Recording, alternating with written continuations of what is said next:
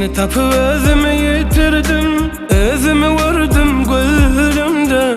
Aşkında adaştım sözümde. Sen mayali her bir yerlerde.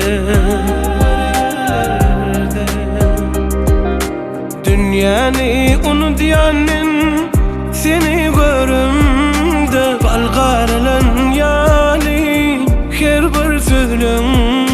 Kavan yan özümdün. Yıllar görkünü senden alıptır. Güneşin mehri sana siniptir. Söyleyi menin gözlüm tanıptır.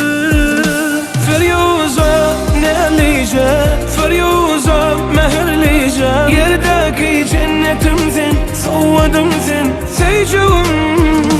Feryuza nelice, feryuza meherlice. Yerdeki cennetimsin, soğudım sen seycum.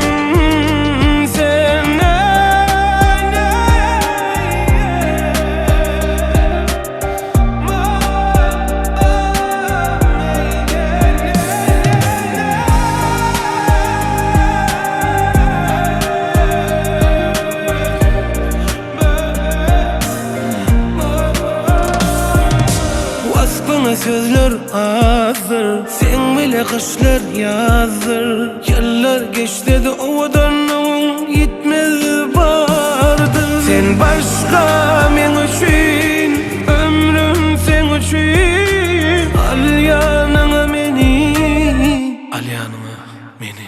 Feryuza nelice, feryuza meherlice. Yerdeki cennetimsin, soğudım sen seycum. Feryuza nelice, feryuza meherlice. Yerdeki cennetimsin, soğudım sen seycum.